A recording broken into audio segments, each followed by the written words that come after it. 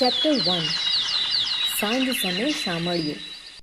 સાંજ સમે સામળિયો પદ ભક્તિ ગીત છે. તેમના રચયિતાનું નામ નરસિંહ મહેતા છે.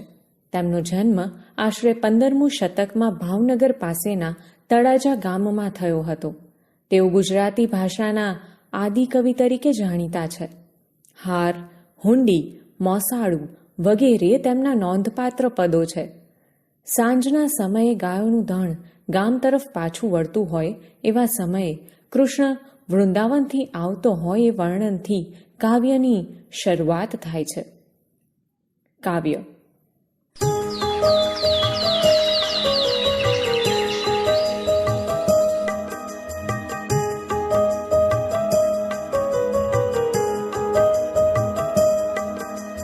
સાંજ સમે સામળિયો વાલો વૃંદાવનથી આવે, આગળ ગોધન પાછળ સાજન મનમાં મોહ ઉપજાવે.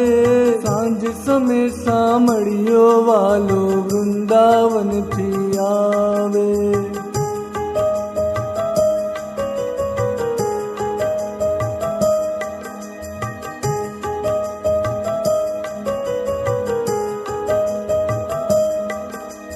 मोर मुकुट सिर सुंदर दरियो काने कुंडल लहके. मोर मुकुट सिर सुंदर दरियो काने कुंडल लहके. पैरा पीतांबर फूलनी पछड़ी चुआ चंदन महके. सांझ समय सामळियो वालो वृंदावन थी आवे.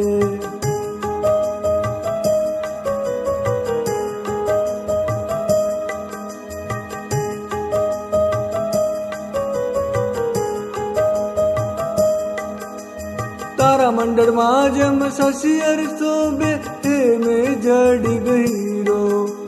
तारा मंडल में जम शशियर शोभे हे में जड़ी गहीरो.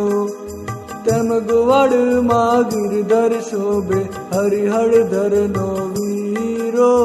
सांझ समय सामळियो वालो वृंदावन थी आवे.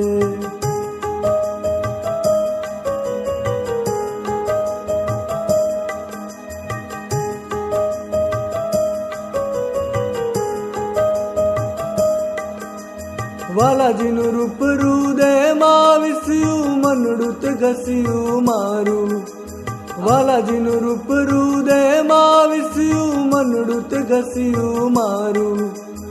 આડ કરી આલિંગન દીધું તન મન મુખ પરવારું. સાંજ સમે સામળિયો વાલો વૃંદાવનથી આવે.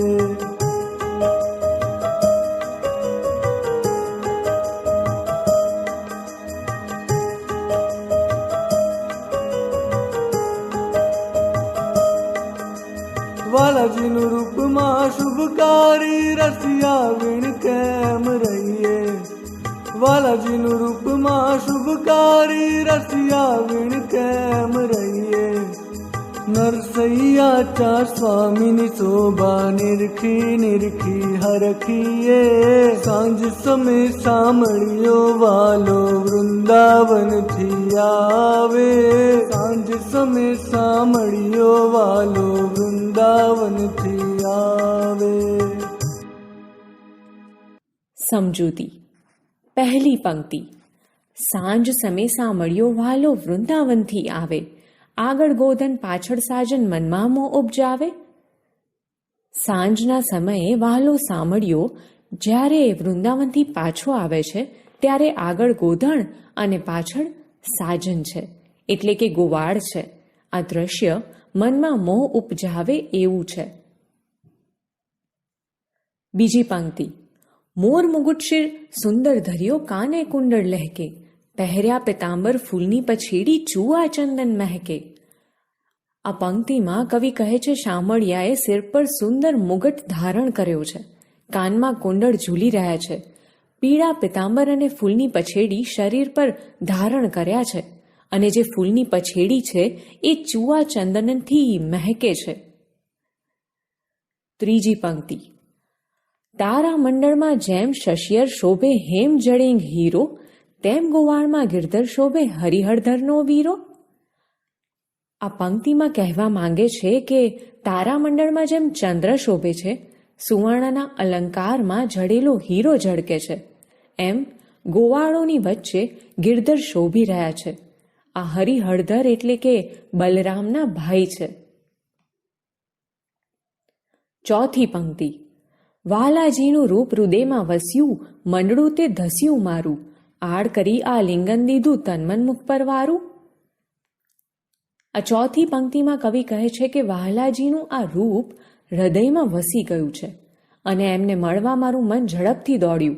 શ્રી હરિ મને વહાલથી ભેટી પડ્યા અને હું તન મનથી એમના રૂપ પર વારી જાઉં છું. પાંચમી પંક્તિ. વહાલાજીનું રૂપ મહાશુભકારી, રસિયામીણ કેમ રહીએ, નરસૈયાચા સ્વામીની શોભા નિરખી નિરખી હરખીએ. અહીં કવિ કહે છે કે વહાલાજીનું રૂપ ખૂબ મંગળકારી છે. આવા શુભકારી રસિયા વગર કેવી રીતે રહેવાય? નરસિંહના સ્વામીનું સૌંદર્ય વારંવાર નિરખતા મારું મન ખૂબ હરખાય છે.